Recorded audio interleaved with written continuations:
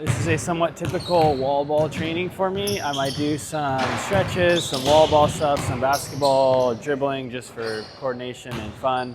And yeah, I'll take you guys along for the ride. So right now I'm just working on setting, just getting the set touch in, trying to work on the setting slot being in a similar spot every time. And yeah, just getting the touch in. I'll usually do something like 20 here, maybe 10 or so, and then I'll start going around the world, work on all 360 degrees, like this. And these are beach sets. I'd do the same thing if I was playing indoor, but on maybe a little higher setting slot and faster hand contact time. Then I might go on to some pokes. These are one of the more important wall training things because you just don't get enough to get the control and practice. So I go for bone hardening here. I've seen Kung Fu people bone harden their bones by kicking their shins against palm trees. And so I'm like kind of using the same concept. I've seen it called body conditioning as well.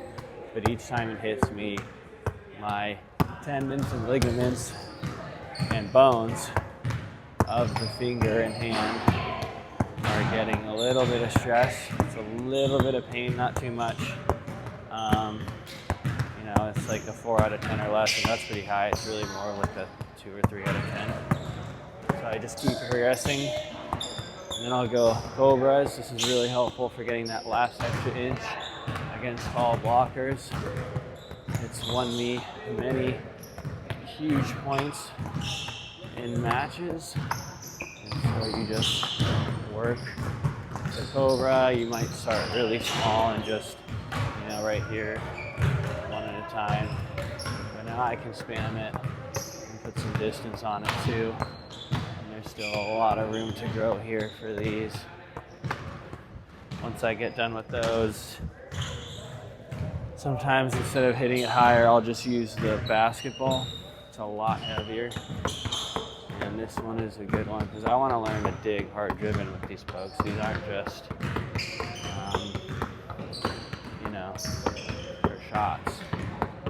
Especially on the side out here, it's the only really real way to dig at this zone. On this side or on this side. So these side pokes, I've often gone for the tomahawk and it just shanks, but the poke gets it. It's just I don't always do it if it's a really hard driven, but say I can start, smashing it with the basketball, then I'll be able to dig pretty hard driven hit overhead and on the side. And then I can just dig everything overhead with a poke. And even underhead, you can still do these underhand pokes. They stress your thumb a little more. A big thing here, I use the tripod poke. 3 points of contact. It's hitting the corner, not the flat part, but the corner, and the pad of my thumb in this a very rigid straight line from my forearm to the top of my poke platform. So I'll do that, then I'll do some cobras. With basketball as well. Big thing with cobras and pokes in general is you're pretty straight before you do it. Ideally, it's you're fully straight, and it's really just like a shoulder shrug to hit it up. So hands are feeling it. I might do some basketball drilling just so I can play decent in pickup. I'm not great at basketball, so trying to get my eye off the ball is like hard for me. And I know you need to do that to be good at dribbling. So I'll just try and, do stuff without my eye on the ball.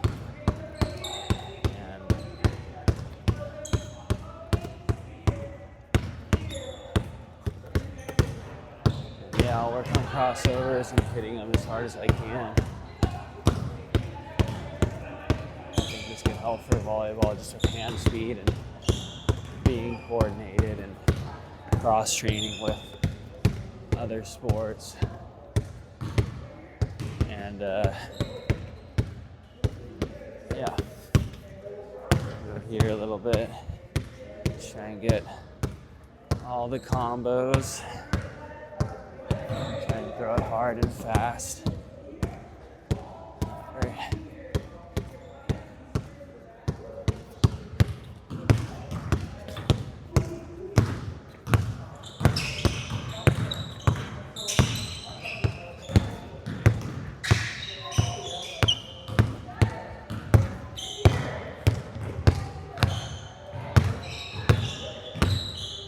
Okay,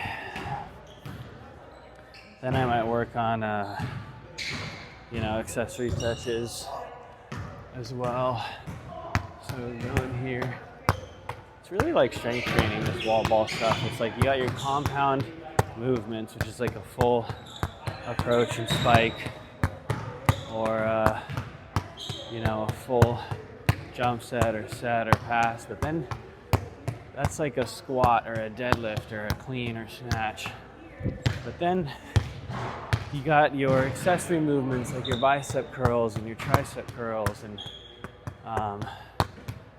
your not tricep curls, tricep pull downs, and you got your hamstring curls and leg extensions, and you got your calf raises, straight leg, bent leg, calf raises, adductor, abductor. I mean, that's what this wall ball stuff is.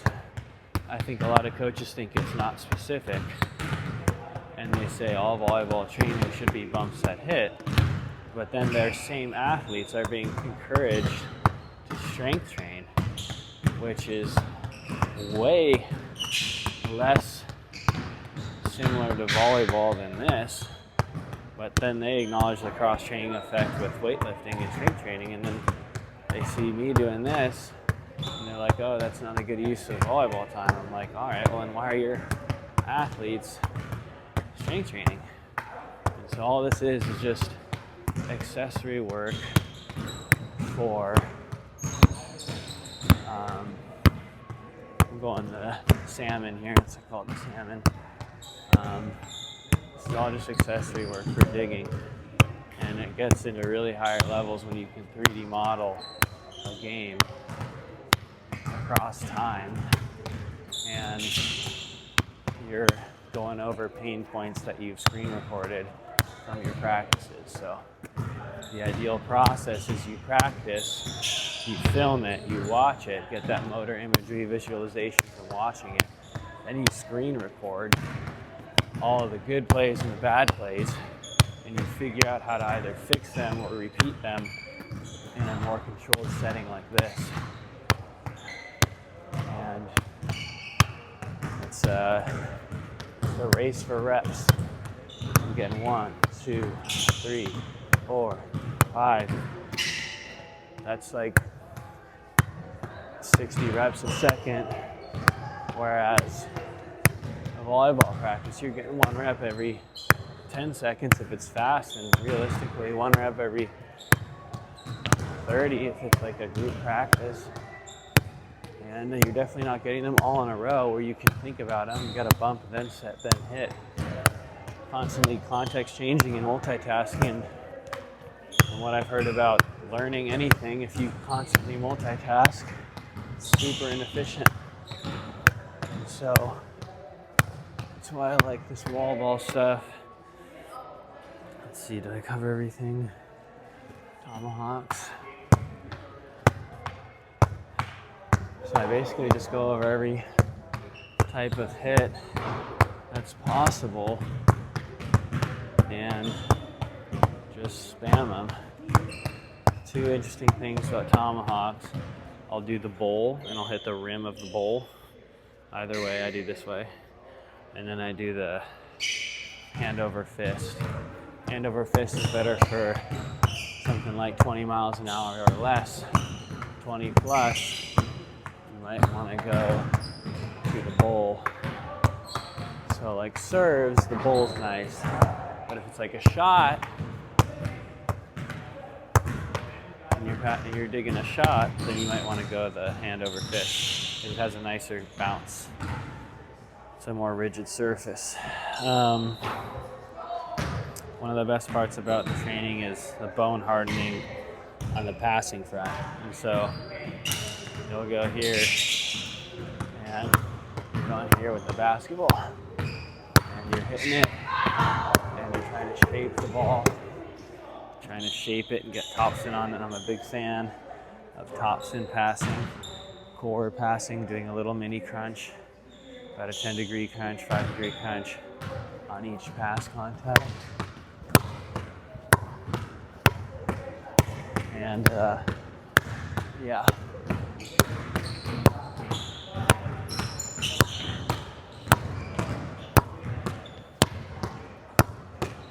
Work on your pivots, work on getting out of the way, work on dropping the shoulder, work on the angles, and now you just spam it. You can just work on your pain points, all different types, low, high, low in front, low behind, everything giving you trouble in a game. You can spam over and over on the wall. One of the problems with me in my last tournament in AVP Miami was I would get digs, kind of. I'd be in the right spot, and I'd dig it right here on my right, hit here, and it shanked this way. It didn't go up. And so now I'm trying to work on that. Probably want a lighter ball. First thing I do to work on that is make sure my hips are mobile. Sometimes when I slide this way, it gets stuck, and it can't keep going, so it compensates and just turns. So first thing I do, I go into left hip extension, and then I go into left hip abduction here. And just getting that capsular, I call these the hip ringers, like wringing out a towel. Try and turn this way, keep this left foot forward. This is a pretty intense stretch.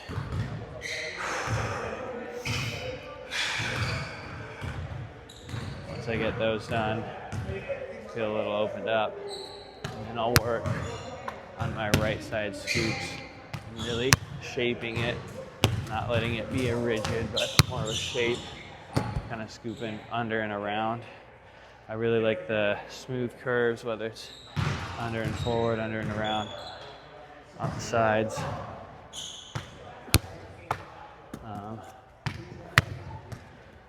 So here, I'm doing it again. I got to make sure my hip comes, my hip doesn't abduct. It'll rotate and shank it. Take a nice one. And for hard driven digs, I'll go overhead throw, just like this.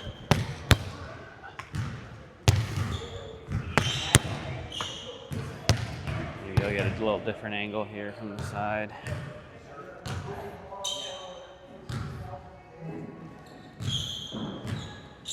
Right here, a little soccer inbound. Trying to get that ball to go straight up. Taylor Crabb's one of the best. He doesn't really dig it straight up, but he digs it like low. So it's really forward, but super low. That's something I want to work on.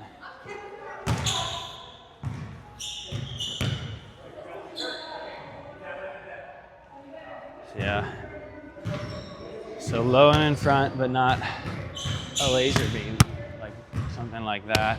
Those are some of the easiest digs to transition set, and the other team is having to scramble.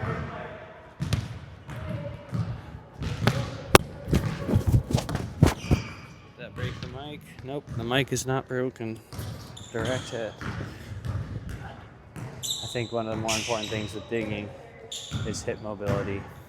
If you cannot abduct, meaning go this way, but this hip's abducting right now, you gotta make sure it can. A lot of people have blockages there, especially from the position. They can do it here, but nobody passes like this. This is falling down territory. When you pass, you're more in front, and that's when the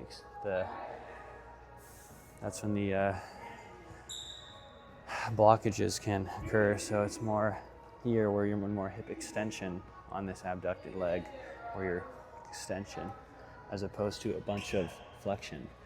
People don't pass with a bunch of flexion in the outside and the inside leg. And so a lot of it's in the hips.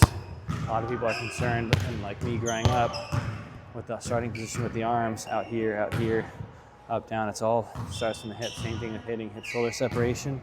Passing, there's hip shoulder separation and core, but it's all hips, it's all core dominant. You want to initiate movements from there.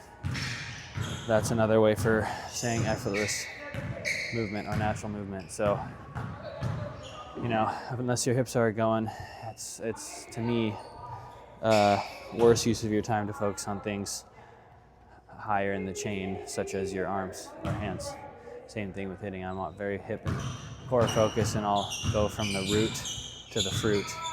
You got to start with root causes, but the symptoms usually present as fruit, like a rotten fruit, but the tree root is the reason for that. So, you know, figuring out how it can get from your hips to your hand or arm, whether it's passing, setting, hitting, diving, running, hips, core, spine, it all kind of starts from there. It's kind of your feet as well with the ground reaction force, but really it's your whatever's in between my hands right now.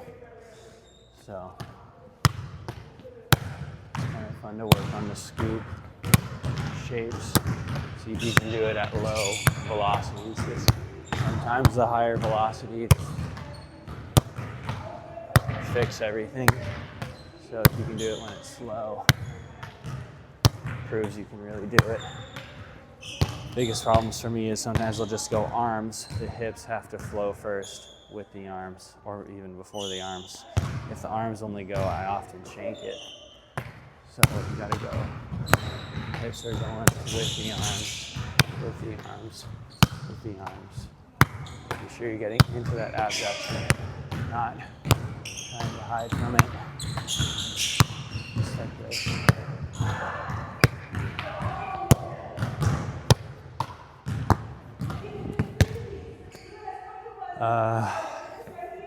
Yeah, I'll try some more digs.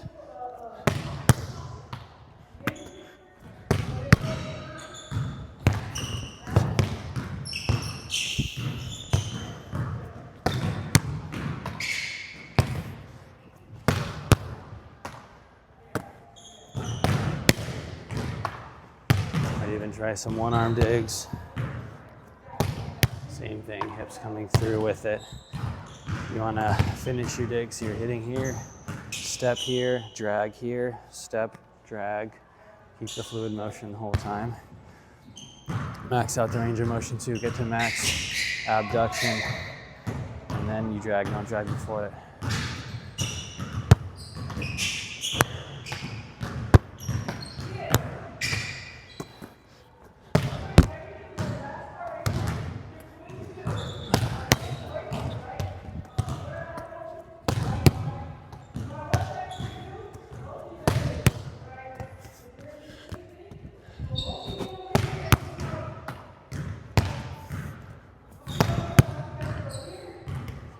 Oops.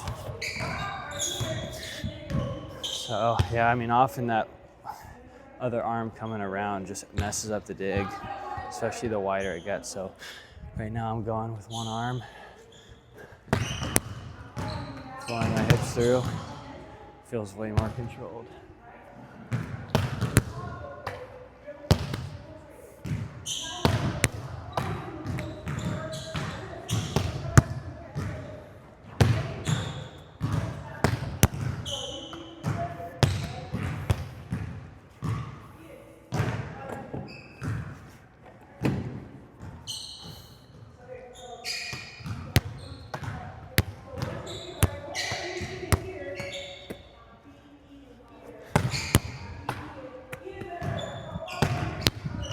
Way more control, because this arm, biggest thing with scooping is you can't let this arm turn.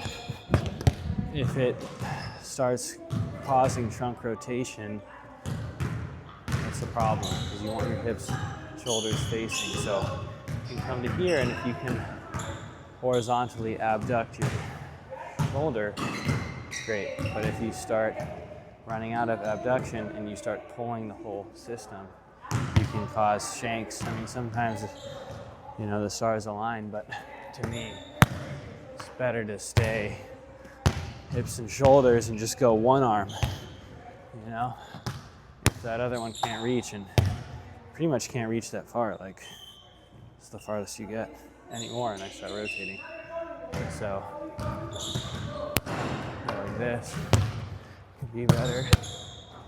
And we go kind of chicken wing, overhead. Really recommend the fast overhead handset dig, just like that.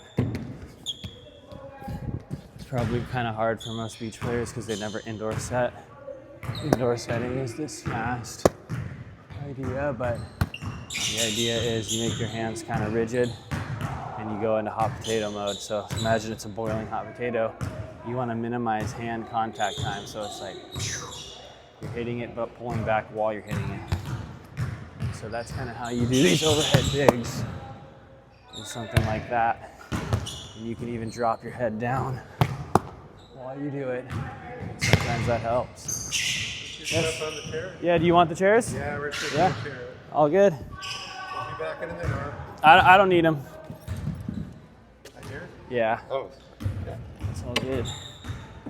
You guys using them for a class? What's that? For a class? Yeah, we have a class. Oh, nice.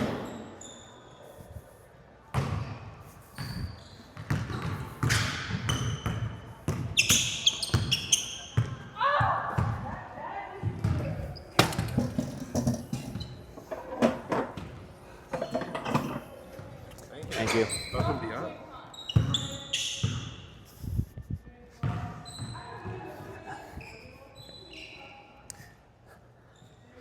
And so, yeah, I mean, this is a typical wall ball progression for me. I think I have some front squats and cleans today for my lift. After this is at a gym right now. It's like a weightlifting gym that has a basketball court. Yeah, so I got some setting stuff in. I didn't do a bunch of jump sets. Sometimes I'll do the jump set practice, back swing, and then inside leg kicking forward to counterbalance, because I really square up the hit a lot.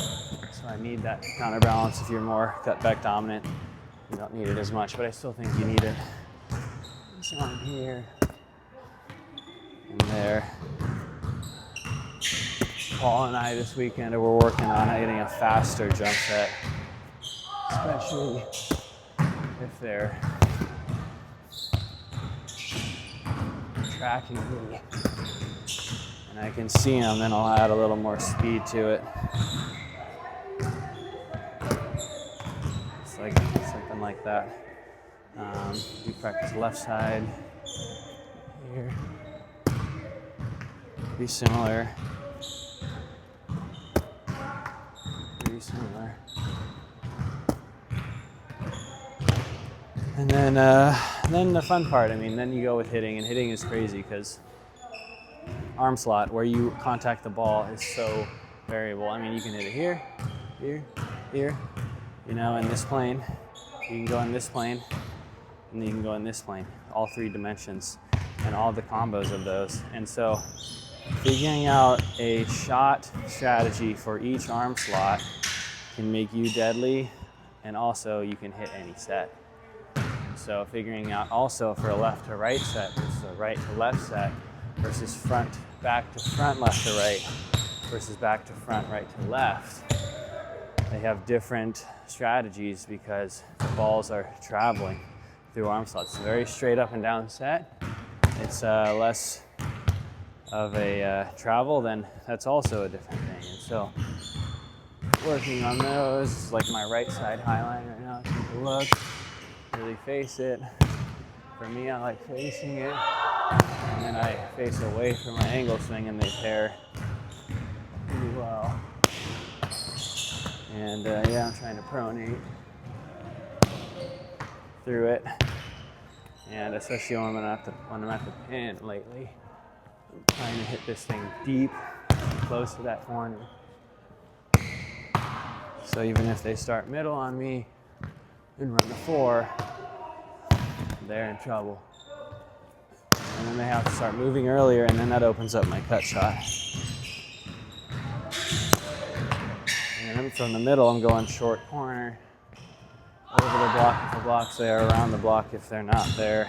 If the defender's there, opposite short corner. But I don't like the deep corners for shots from the middle. And so right now I'm imagining myself in the middle, short line, shot. Right now I'm at the pin, high line shot to the corner as much as I can. Trying to get away from the poke. I go middle, poke. It's really consistent and all that, but real easy to read if you're looking for it. It's a 1 out of 8 shot. If I do it any more than that, I feel like people pick up on it. Go to the left side here, left side pin, going deep high line. Like I said before, from the pins, I like the deep high line. From the middle, I like the short line for the line shot. And then from both sides, slime line is always money, where you're going short around the block. I'm a big fan of slime line over hard driven line because it's recyclable, sharper, more accurate, and harder to block. So I always kick myself when I hit it line hard.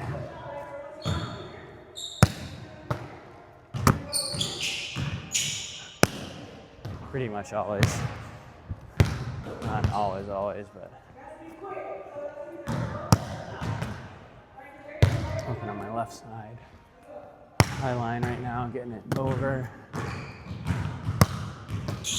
sure to get around it, not like that one. Over. Getting it on my left side. Down here, looking, boom. Making sure to take it on my left. If I get it to my right and it's inside, it's way slower. It's good from the middle because I can get some sideways on it, but not the other way.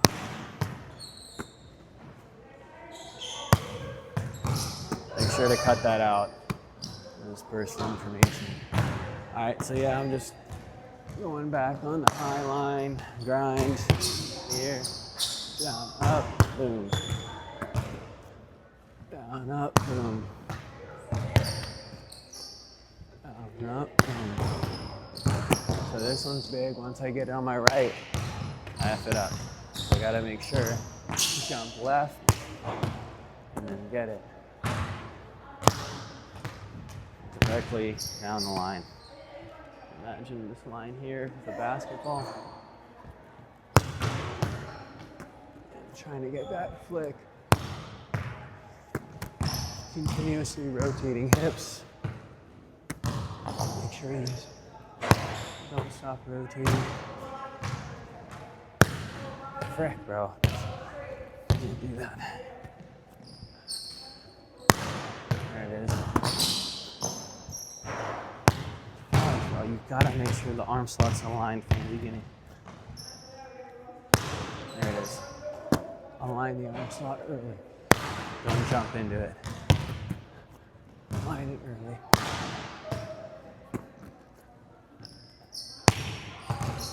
On the left. Here we go. There we go. There it is. I'm gonna get a cut shot. One cut. And a deep angle. Get that corner on. Slap.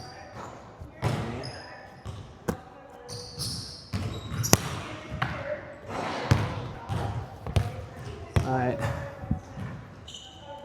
Oof, this has been a long wall ball session. And I'll work on some, in case I need it, some side spinners. You know, I've tried to go for a top spin, and I think it's just safer to go for side spin.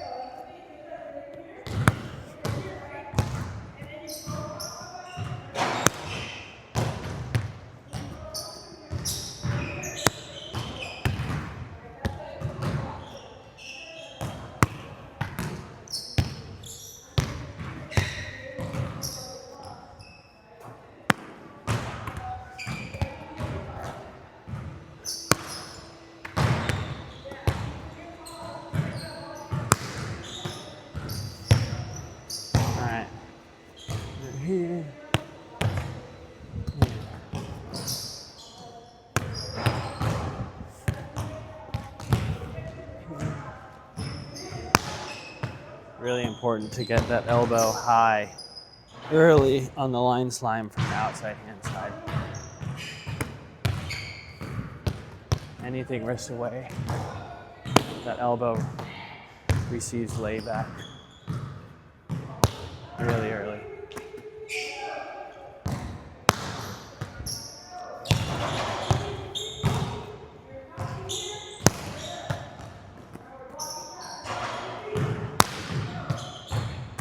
All right, so that's it, I think. Some basketball shots. I'll hit some basketball shots, and I think that's it for today. So I hope you guys enjoyed the volleyball session. If you like this follow along type of format, please comment below so I know. Because if no one comments, then I'll just do the silent version. All right, adios.